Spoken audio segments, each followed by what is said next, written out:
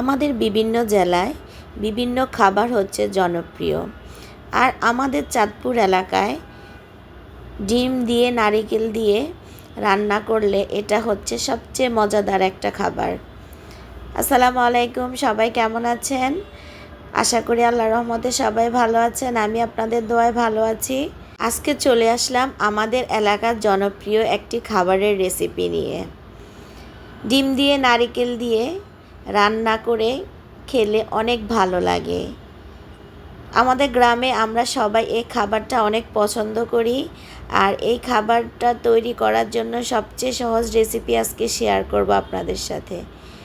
আমি কড়াইতে পরিমাণ মতো তেল দিয়ে তারপর পেঁয়াজ আর কাঁচামরিচ দিয়ে দিলাম।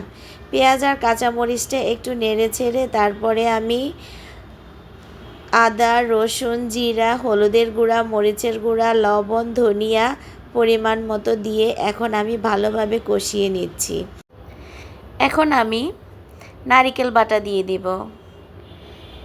নারিকেল বাটা ছাড়া এই খাবারটা যেন সম্পূর্ণ হবে না, অপূর্ণ থেকে যাবে।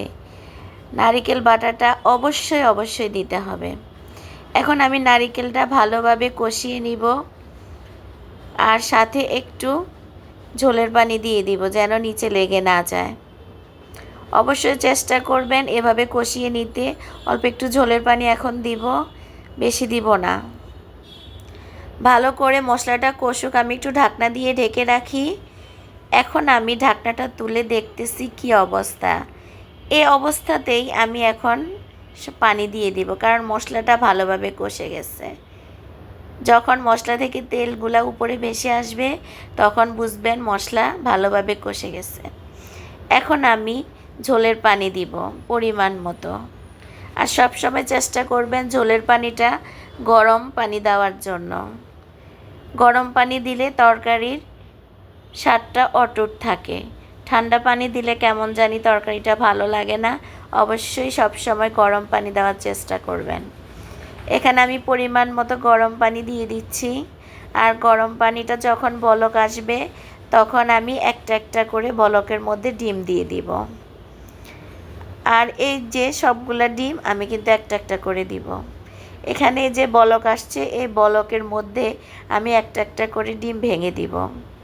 আর সবগুলো একসাথে দিবেন না, 3-4টা ডিম আগে এক এক করে দিয়ে একটু অপেক্ষা করবেন।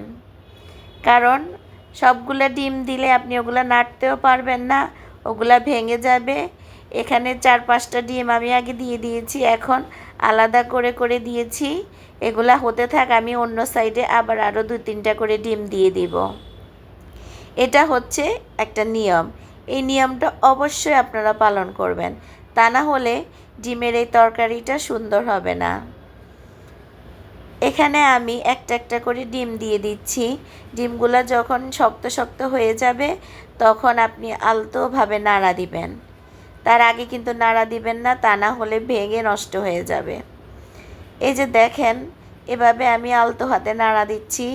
আর এই যে ডিমগুলো দেখেন একদম গোটা গোটা রয়ে আছে। এগুলো যদি আমি আগে নাড়া দিতাম তাহলে কিন্তু ভেঙে যেত, এরকম গোল গোল থাকতো না। আর এটা হচ্ছে আমার তরকারির ফাইনাল লুক। বাসায় ধনেপাতা ছিল না, এজন্য দিতে পারিনি। আমার ভিডিওর কোনো অংশ যদি আপনাদের ভালো লাগে তাহলে অবশ্যই আমার ভিডিওতে লাইক, কমেন্ট, শেয়ার করবেন। আর এই যে আমার রান্নার ফাইনাল লুক কেমন হয়েছে অবশ্যই জানাবেন। সবাইকে অসংখ্য ধন্যবাদ।